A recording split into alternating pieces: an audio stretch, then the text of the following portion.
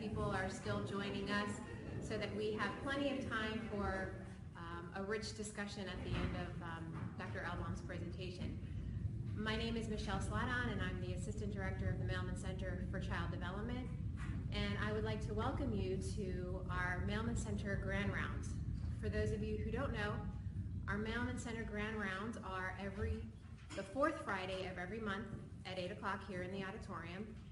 And we are ending our series today with our series on data-driven impact with Dr. Elbaum, who will be presenting some interesting data on early intervention outcomes, both from a state level and also a national level. And I have the distinct pleasure of introducing her today. We'll start our next series beginning next month, where we'll have our IPC leaders begin a series of talks on the work that they've been doing in their IPC groups.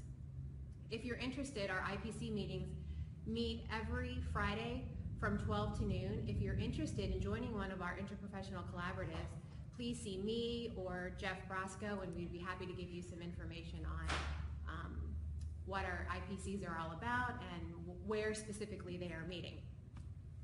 So Dr. Elbaum is a developmental psychologist, and she is a professor at the Department of Teaching and Learning at the University of Miami. Her research interests include services and outcomes for infants and toddlers with developmental delays. And her research interests also involve social and learning challenges of students with disabilities, as well as family engagement in the state special education process. She currently is working with the Florida Department of Health and Florida Department of Education, looking at the required data analysis and child outcome data for children in Part C Early Intervention Program for infants and toddlers, as well as students in the pre-kindergarten program for students with disabilities. Thank you, Dr. Elbaum, for joining us today.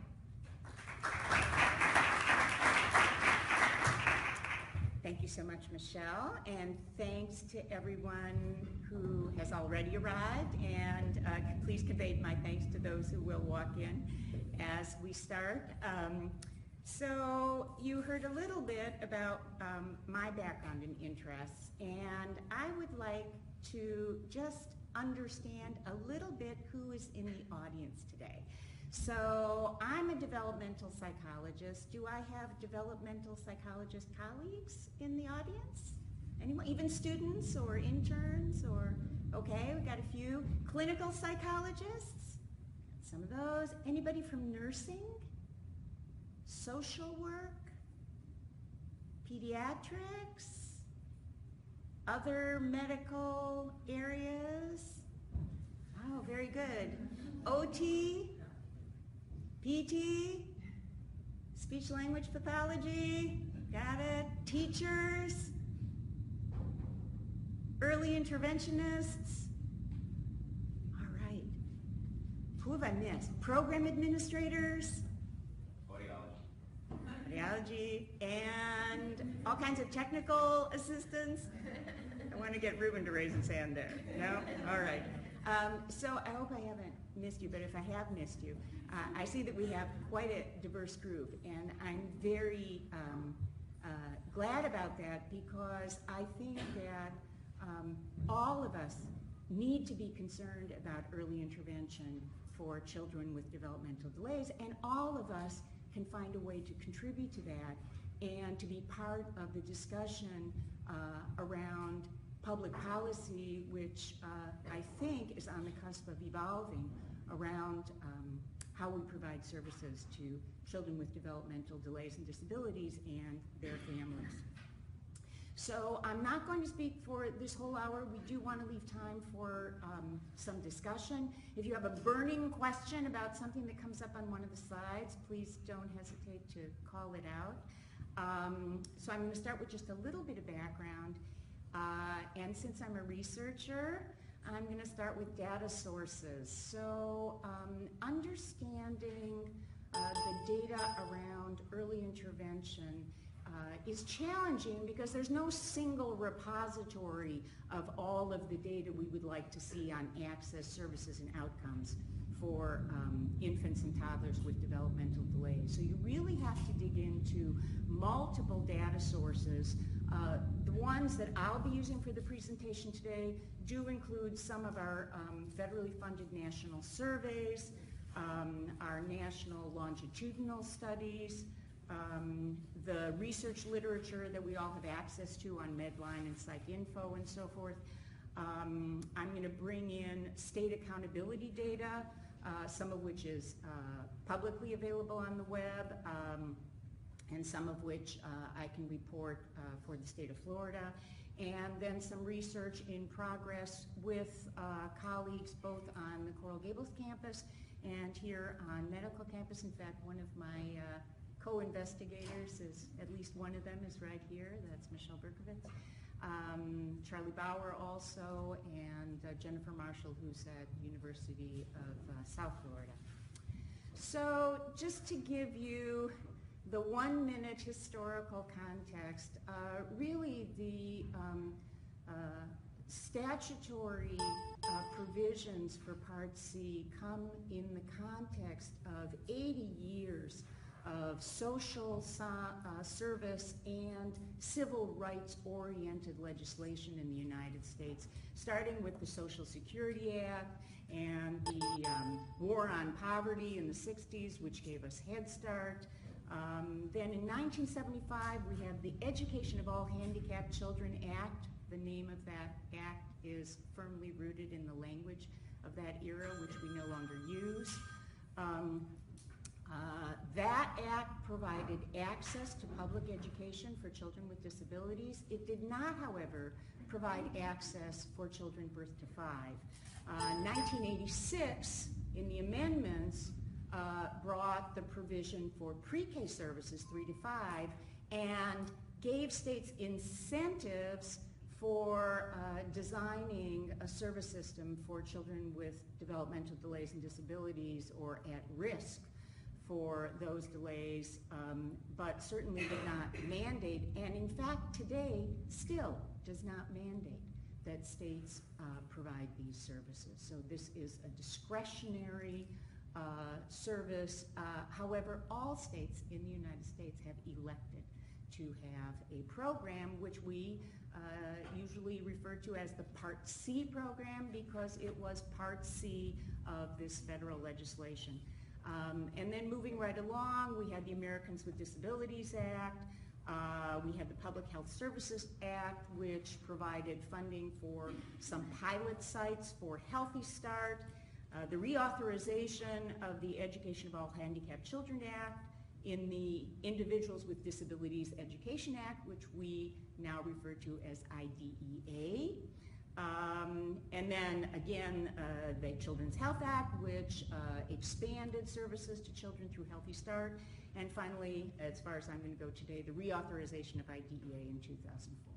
So that's the quick historical context. So for states that do provide services, and all of them do, these are some of the mandated components of the Part C early intervention program. The state has to develop and implement a system of early identification referral, which we call Child Find.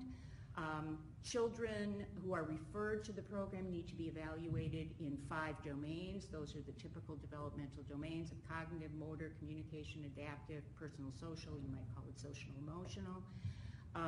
We do that in Florida using a broad developmental assessment, the Patel Developmental Inventory. Other states use other tools to do that. What's required is development of an individualized family service, or sometimes called family support plan, which is developed in conversation with the family, which is supposed to incorporate the family's particular concerns and goals for their child. And finally, the last one I'll mention is service provision in the child's natural environment. So that for children birth to 3 is generally considered the home, although it could be early care centers. Most people do, however, in the field think of this as the home, as opposed to the clinics. So there has been a big move over these past decades to providing services in what is considered to be a more family-centered way in the home, involving the family in learning how to best support their child. At least that's the model.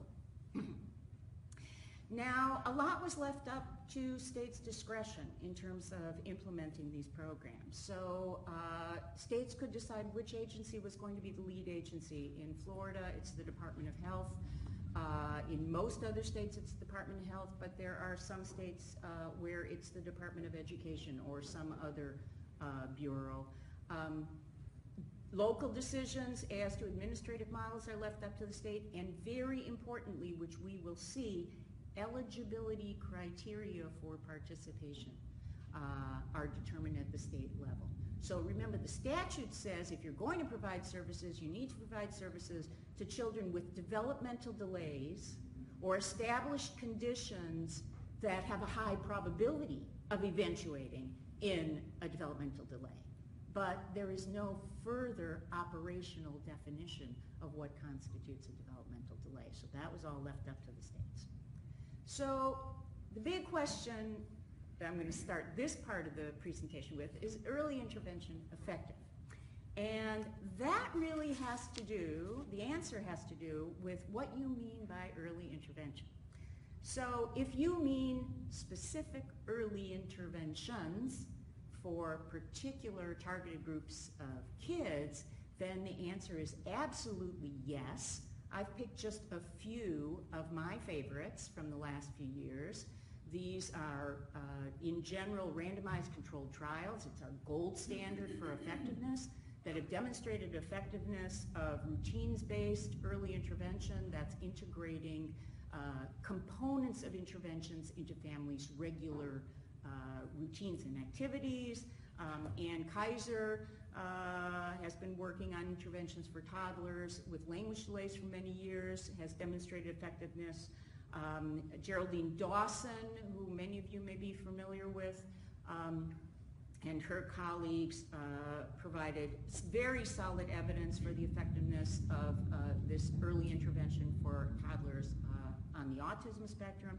And now there have been so many good studies of interventions in many of these domains. The one I've picked as an example is interventions for children on the autism spectrum disorder, that there's actually been a systematic review of those interventions. So there's lots of evidence of the effectiveness of particular interventions for particular subgroups of kids that we serve.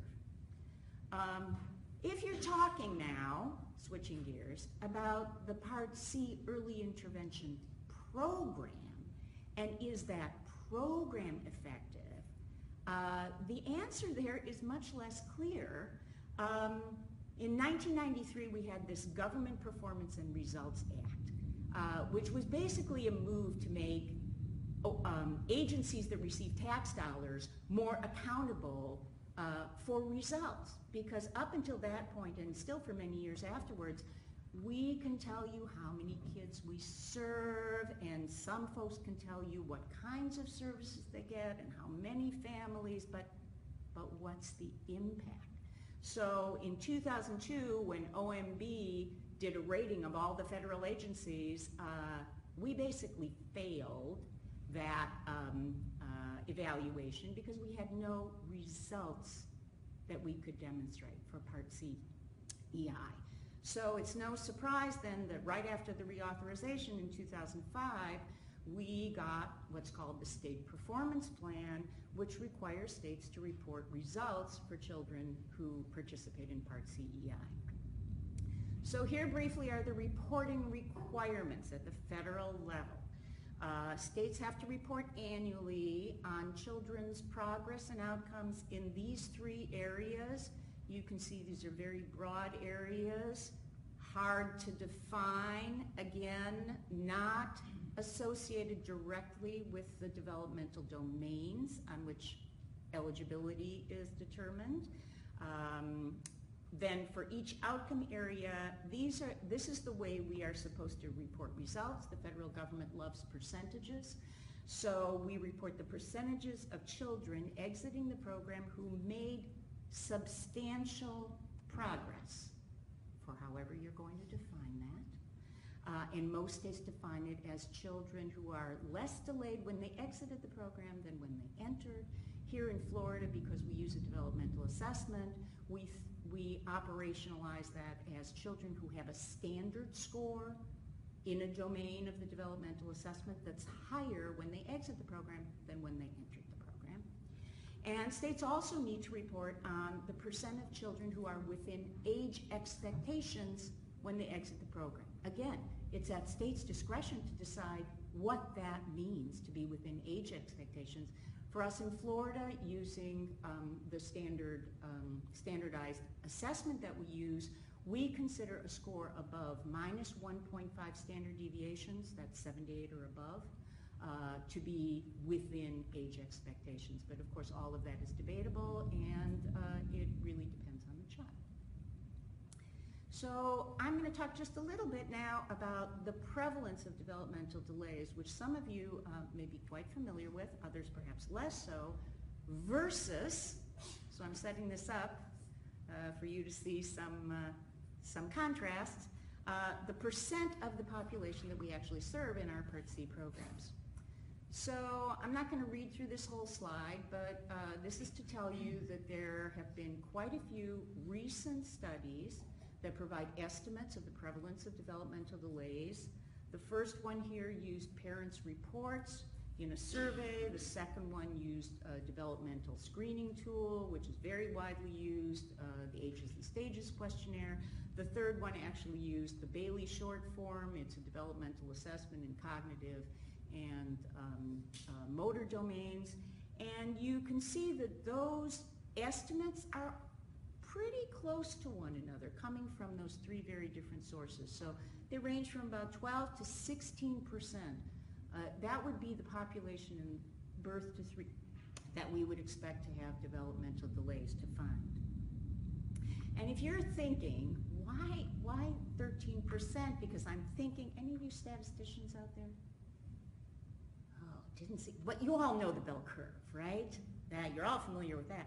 So if you look at this, you'd say, well, if I'm looking at, the lowest couple of percent, well, how do we get to 13%? And just to say very briefly, because we are considering delays in 5 domains, right? So the percentage of kids who have a significant delay in any one delay in one area is about 2%. But then we have other domains we need to consider that have some shared variance. So those estimates statistically also make a lot of sense. So here you see, though, the percentage of kids that we actually serve. So these are federally reported data. By the way, all of the references for what I'm presenting are at the end of the PowerPoint presentation, which I believe you will have access to, so you can see all the references. So I'm going to try to point here, although it's challenging for me. There we go. So in Florida, the last year for which data are available, we are reported to have served 2% of the birth to 3 population. The national average percent is a little bit higher, 2.85%. So 12 to 16% is our estimate of children who have developmental delays. This is the point-in-time estimate of the percentage of children we serve. So there's quite a disparity there. Do you agree? Yes. Now, what kinds of kids are we serving? Well, here's a national estimate. Remember, I said that we serve kids with diagnosed conditions and kids with developmental delays of unknown etiology.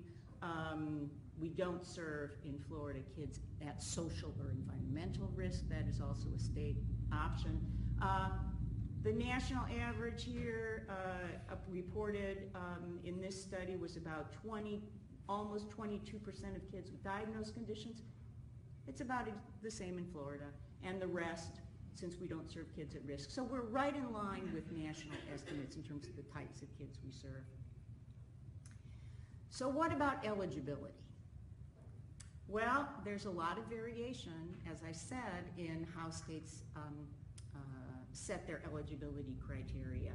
And in fact, this is a quote from Steve Rosenberg and his colleagues. Among the 48 states that utilize a numerical definition of developmental delay, there are currently over 20 unique formulas. Right? So there's no national consensus on what constitutes a developmental delay, which makes it very hard to compare outcomes across states, as you could imagine. But the Infant and Toddler Coordinators Association, which is the association of all the coordinators of Part C programs, does categorize states in terms of their criteria as broad, moderate, or narrow. So these broad states have diminished over time because of primarily financial concerns. So we do see a shift here. We're over here. Can I get the point? We're over here in the narrow definition area in Florida. And here you don't have numbers, so you're going to use your imaginations on this slide. So here again, this is Steve Rosenberg, University of Denver. Each of these bars represents a state. He did a very thorough calculation of states, the percentage of children presumptively eligible for early intervention based on the state's own eligibility criteria, right? The percentage of kids that we should be finding in child find, determining eligible, and serving. And in these states up here, the green bars here are the percentages for kids at 24 months. These blue bars are the percentage of kids that we believe are eligible at 9 months. And these black lines here, these little black lines here, that's the percentage we actually serve. So this goes out to about 60%. So there are states that have very broad criteria that we think could, in fact, be determining eligible a huge percentage of the population, but of course this is the population they're serving. Florida is down here, by the way. We're serving about 2% by point-in-time estimates. According to Steve's calculations, with our eligibility criteria, we should be serving about 9% of kids. So, we have had a change in eligibility in Florida, as many states have. As I said, we went from more moderate criteria to more narrow criteria. But that has not reduced the number of children in our system. So whatever children we aren't serving who have milder delays, those slots are certainly being taken up by kids who have more significant delays. So now I'm going to talk to you about what I affectionately call the service funnel, and you'll see in a moment why I refer to it as the funnel. So to get kids into services requires many, many steps, and a good starting point is developmental screening. So the American Academy of Pediatrics recommended in 2006 that we integrate developmental screening for all kids as part of well-child visits. But the National Survey of Children's Health found that we have not yet achieved that in Florida or in fact nationally, but I believe we're working on it. We know from some research, this is research done by the Policy Lab group at the Children's Hospital in Philadelphia. They did a very nice study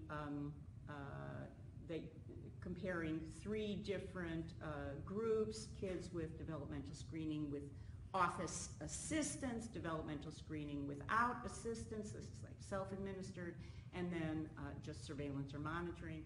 And you can see from these numbers that you end up identifying more kids as having concerns if you administer a standardized developmental assessment, and that leads down the line to higher percentages of children. I'm combining these two determined eligible for early intervention than if you only do surveillance. But screening is just the first step. It's not sufficient. So here are the various steps that lead to services, and now you'll see why I call this the funnel.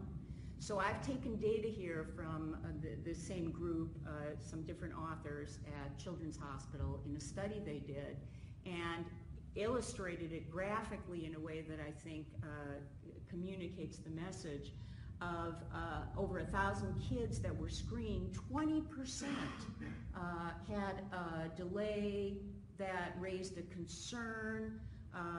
Then only 63 of those actually got to intake, 42 had their multidisciplinary evaluation, 31 or 3% were determined eligible, and 2% ended up getting services, which is about what we see in the state of Florida, right?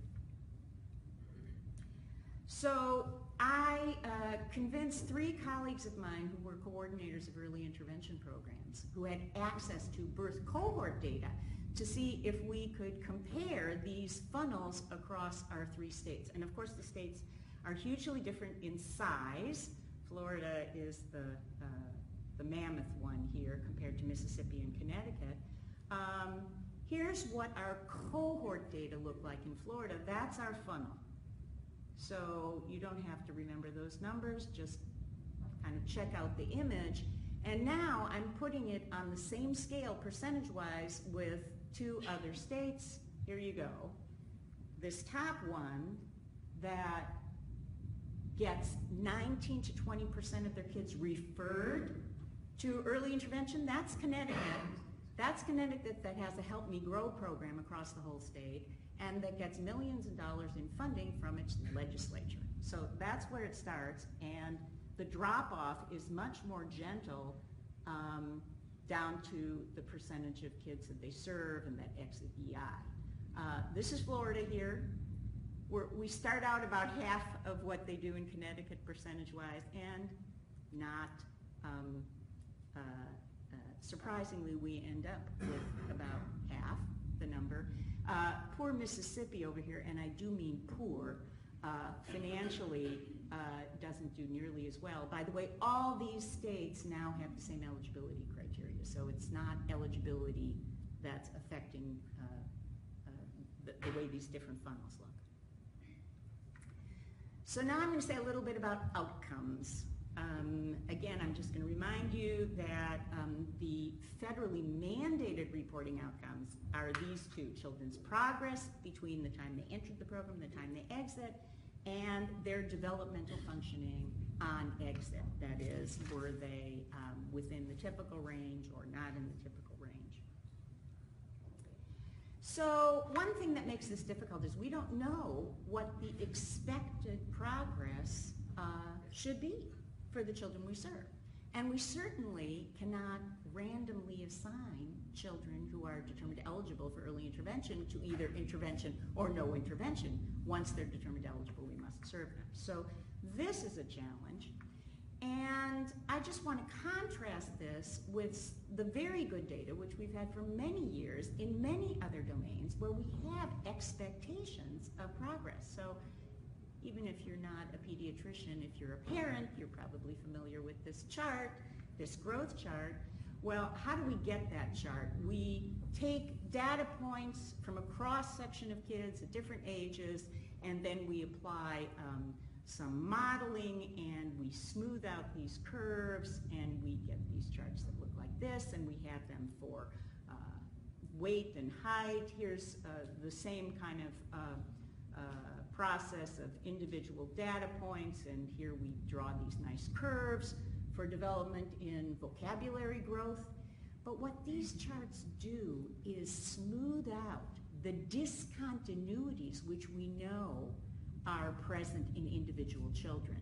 If you deal with children's growth, then you know about growth spurts. If you deal with children's development in terms of cognitive, language development, there are spurts and there are plateaus. But when we get normative data, it all smooths out.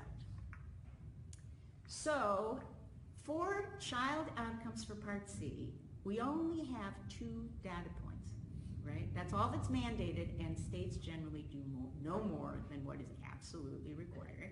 So we have a data point when the kids enter, and we have a data point when they exit. So all you can do with 2 points is draw a straight line.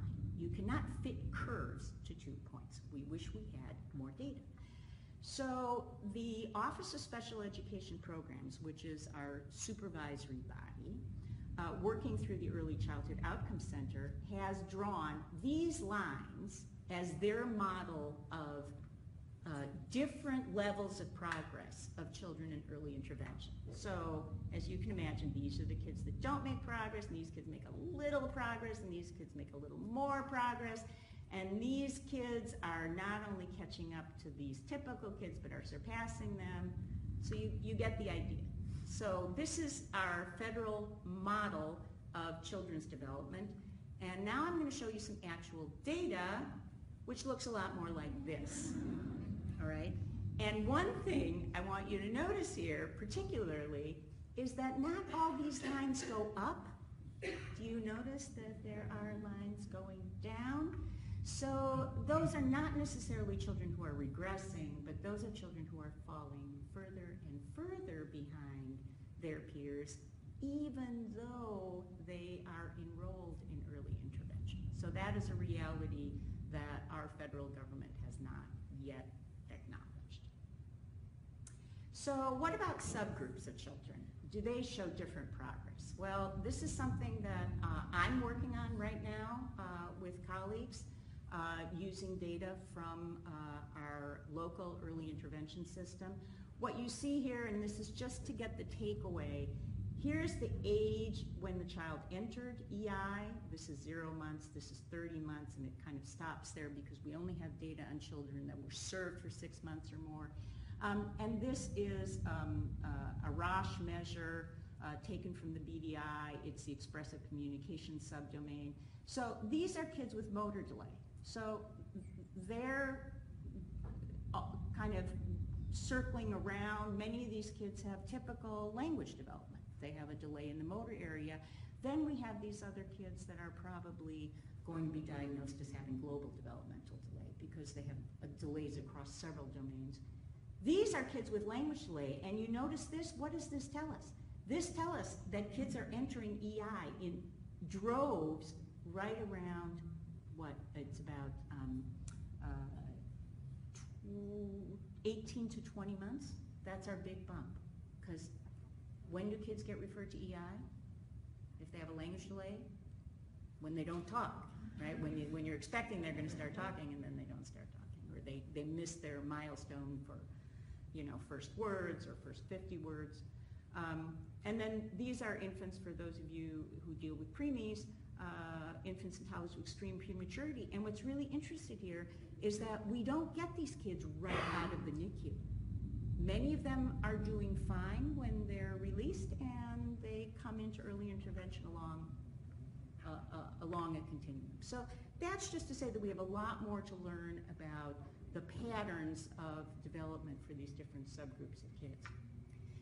So now I'm going to show you a little bit of state data, publicly available, and we're going to look at the percentage of children who exited early intervention, this is 2010-11, who made substantial progress, for however states decided to define that, right? So check this out. The percentages, and I didn't label these states, and neither did the federal government, by the way. You can look at every single state's website if you care to do so and figure out who's who, but they don't make it easy to do that. One state here is under 20%. In that state, it's almost 100%. Well, seeing this, if I'm a family of a child with a developmental delay, I don't want to be in this state. I want to be in this state because my chances of my kid making substantial progress are almost guaranteed. Well, of course, I'm making a little bit of fun of that because is this range of percentages even plausible? One has to ask that question, right? So now I'm going to show you another array of results on the same indicator within the state of Florida, looking at local programs, and again, I don't list which program is which.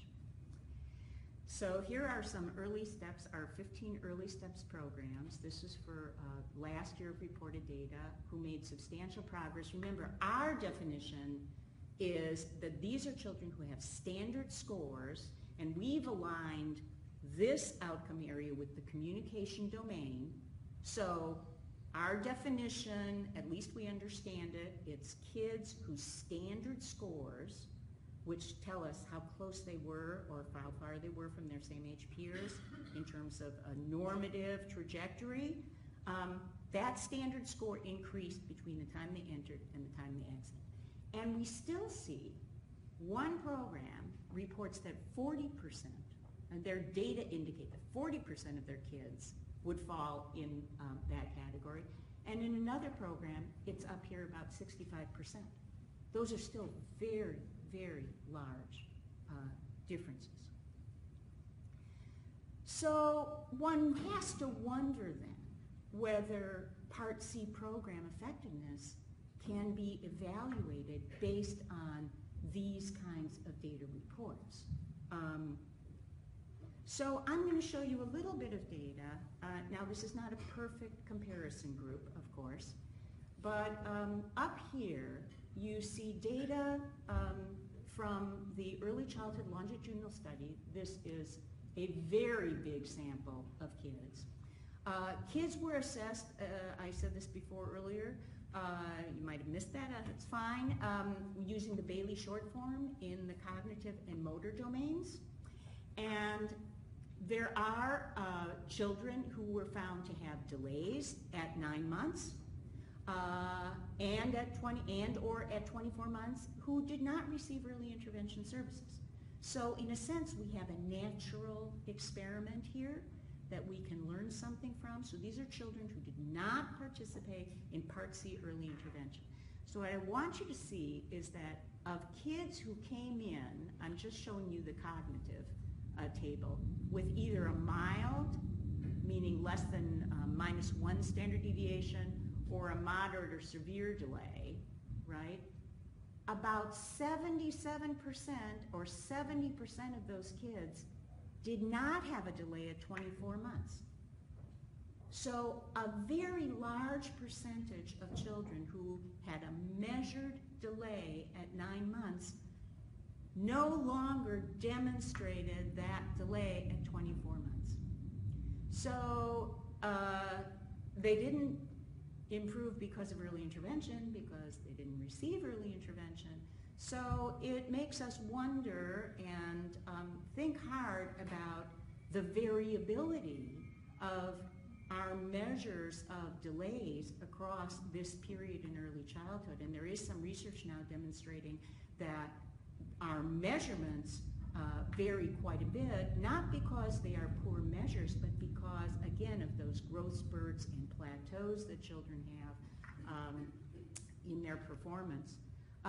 So looking here now this is children who participated in Florida Part C. I have a subsample of 565, and to try to make it comparable, I selected only kids who came into the program between 6 and 12 months. So I'm trying to match our data to these kids who were assessed at 9 months. It's not a perfect match, but I did the best I could.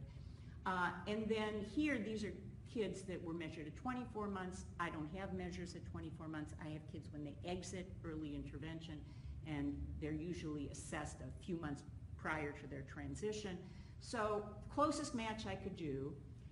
We had kids who had mild and moderate severe delays, of course, represented many more kids in this group than in this group, right? Because this is a population sample. These are kids who had, who were determined eligible for early intervention. But look at this. Of these kids, about 20% exited the program without a delay. So I'm just raising the question. Here we have kids who didn't get early intervention services. About 75% of them seem not to have a delay. Here these kids received services, and about 20% don't have a delay. So I think this is one of our challenges.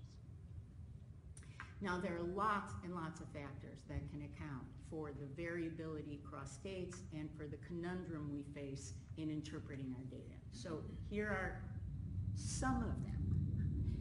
You get variation in the type and severity of children's delays when they come into the program. Variation, as you saw in the charts I showed you, of the time when kids come in. Variation in the services they receive, variation in the expected developmental course of different subgroups of children, demographic variation, variation in other supports and services that families may access, and many do, outside of early intervention. Certainly workforce considerations, who is providing intervention, what are their qualifications, and then, of course, can't ignore measurement reliability and validity. So I'm going to just show you a few more slides related to some of these factors. So again, these are our 15 local programs here in Florida. And all I did here was compare these programs with regard to the average age in months that kids entered the program, and with regard to their developmental quotients. So that's what the Battelle calls the standard score when they entered the program. So this is just showing variability here within Florida, where we utilize the same instrument. So let's just say that we don't have measurement issues. Of course, we know that there are those two, but let's take that off the table for a minute. So look at the range. Kids come into programs at an average of 17 months minimum to 21. Well, that's hovering around 19. That amount of variation seems plausible, reasonable to me. Now look at this. 78 is right about at -1 standard deviation below the mean. 85 is 1 standard deviation. We would call these kids basically on the low average end. So these are not individual kids' scores. These are averages. So the average kid in one program is a half a standard deviation more advanced than the average kid in another program in this particular domain.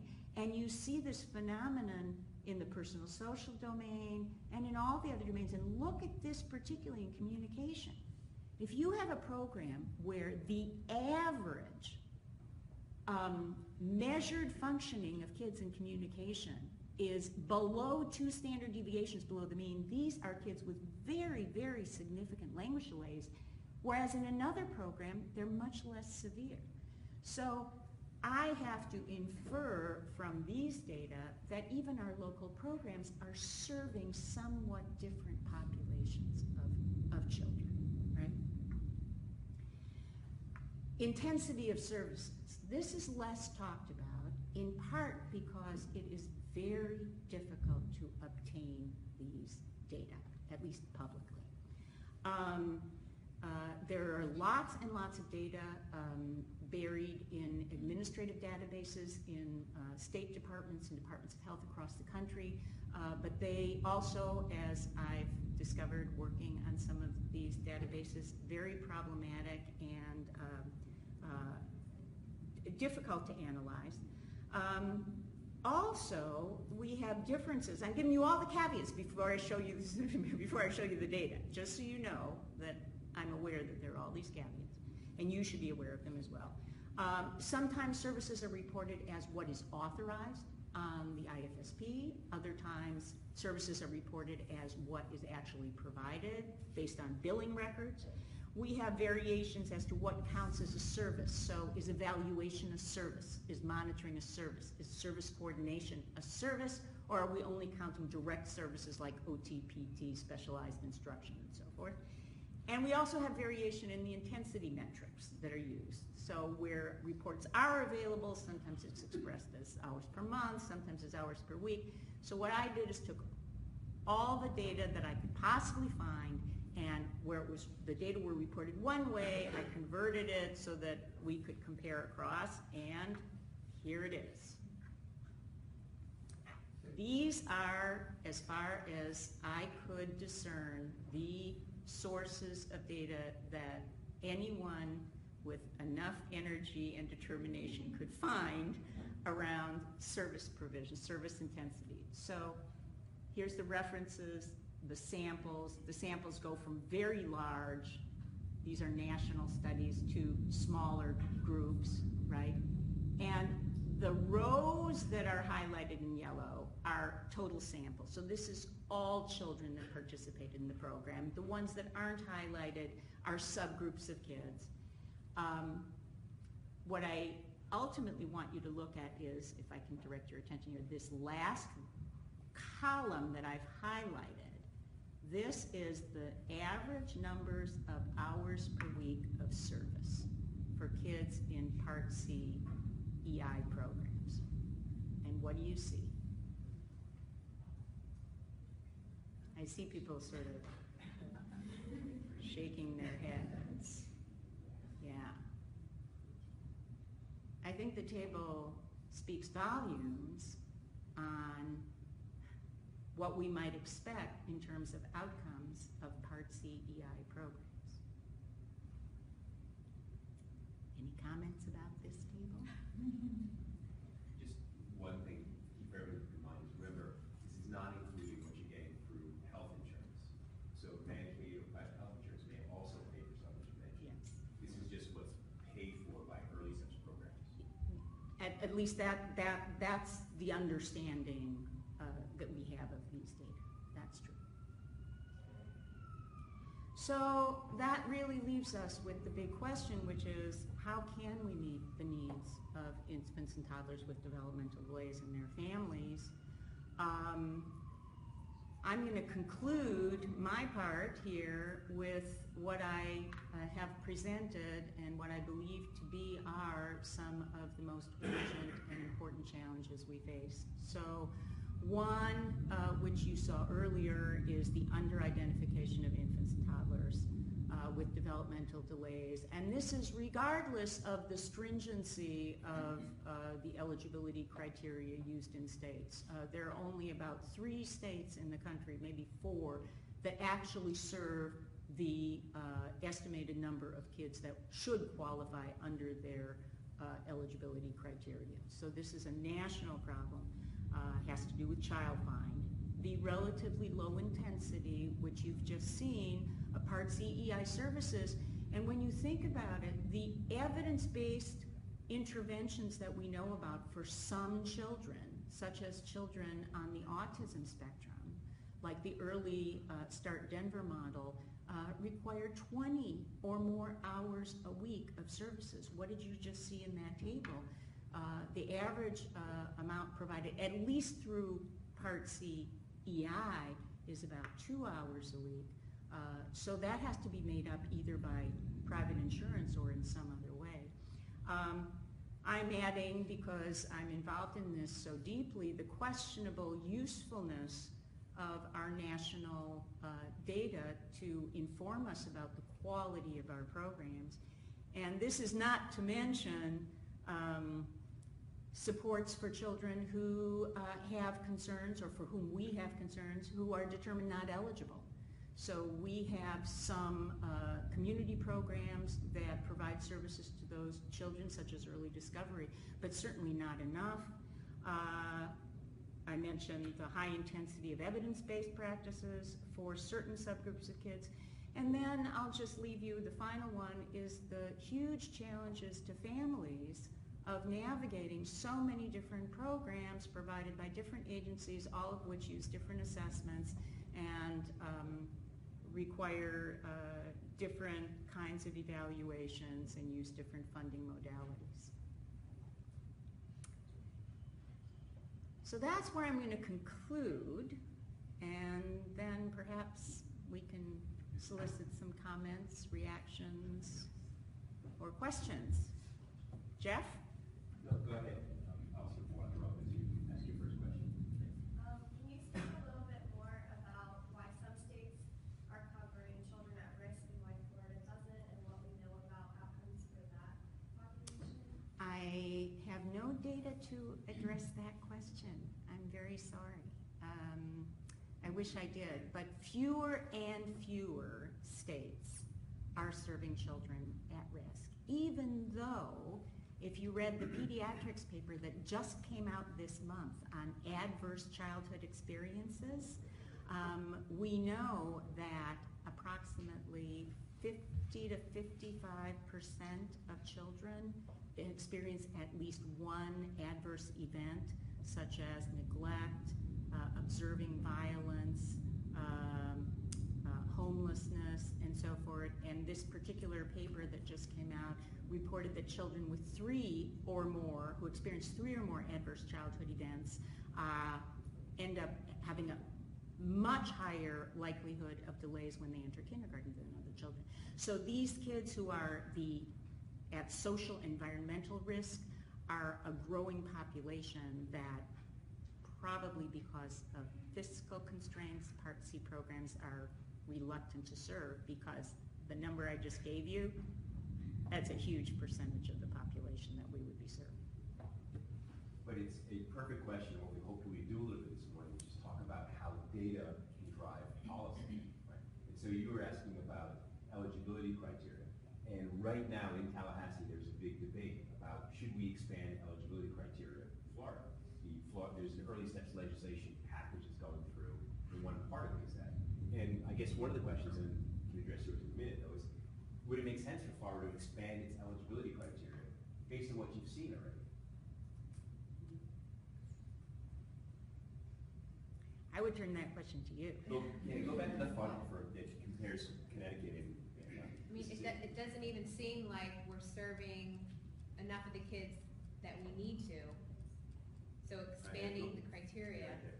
Would further dilute the resources. Right, so if you look at how we're doing, we're getting 2.5% of kids in, because we're really only screening 20%, referring 10%. So even using current eligibility, we could well not easily, but we could do what Connecticut's doing without changing our eligibility.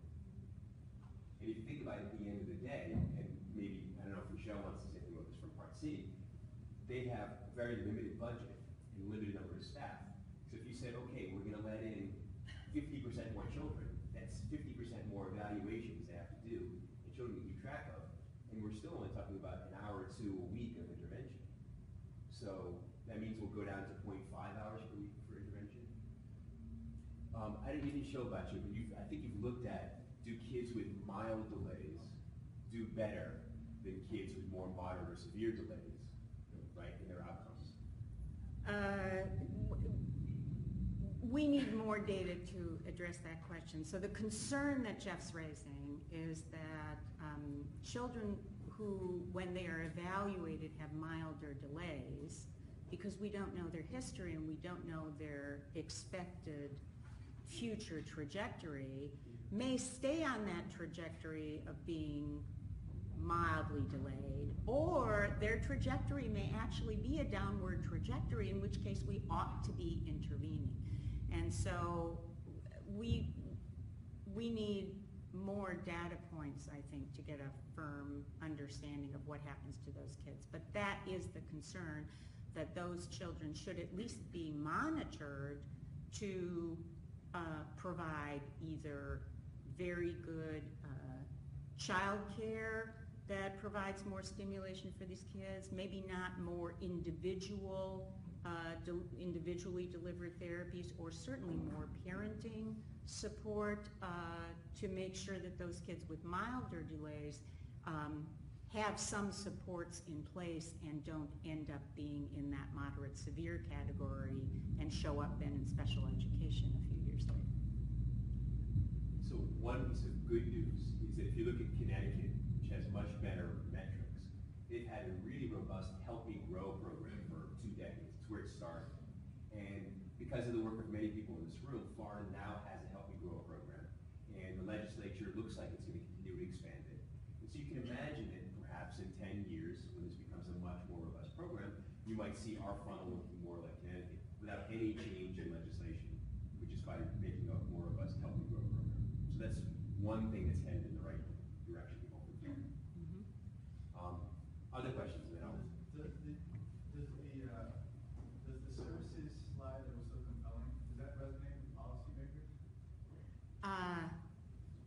don't know that policymakers have seen that. I created that slide for this presentation. But this might be an interesting question for Dr. Armstrong to address for a minute. And that is, so here's data, right? It tells us, maybe gives us good ideas about what we should do with policy. But then you go up to Tallahassee and you go in to talk to a staffer or talk to maybe a senator or representative himself. And the question is, do you bring charts that have the data? Or do you use the data so you know what the right outcome is? And then, so from an advocacy point of view, is it better to bring a lot of data, or is it that we in this room use the data to figure out what we should do, and then we advocate for what we should do, not worrying so much about the data? We have a lot of experience. There's a blend when you talk to legislators. You give them too much data, they're overwhelmed and they shut down. So there is an important component to have the data and to condense it and summarize it. But the other issue that comes into policy difference, and Batya and I were talking about this a little earlier, is that increasingly policy decisions over the last 8 to 10 years and sort of increasing now, policy decisions have been based by, I don't want to see the data, I just want you to show me what I believe. And so there's an issue of conversation that goes into that. The big takeaway, and Jeff, I think you mentioned this, but I think you mentioned it as well, the data that you're looking at are really public policy data. They're public data. They don't completely capture all of the other sources and resources, commercial insurance, family-based care centers, informal access to children that exists in a variety of different places. So what we don't know, and we don't really have a good look at, is that if we've got 20% we're serving to, is there a portion of that 20% who's actually getting some not coordinated, distinct services, and in fact, in some, it could actually be exceptional services because they have personal resources. And so we need to understand that whole picture. And I ask that question because that's what the legislator is going to ask us. Because they're going to say, well, I have these kids over in this community and they're doing quite well, quite thank you, and they've got commercial insurance and their parents work hard, but we don't need to support them when the public don't. And all of a sudden the policy conversation's gone. Come back to where we are with the Mailman Center. That piece is critical to how we move forward, because that third component of our value statement is about connections. So part of our issue is to take what's going on in early steps and really be able to look at all of those other partners, because while they may not have allocation of state resources to be able to get to the point that Jeff is making, there may actually be resources of a variety of types where we can move the needle and have impact without actually having to deal directly with major policy change, which right now may be very tough.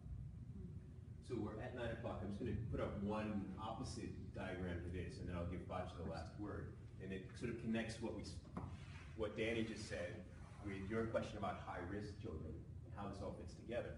So you can sort of imagine that the population of children, it's not proportional. It looks like, so these are children who are typically developing.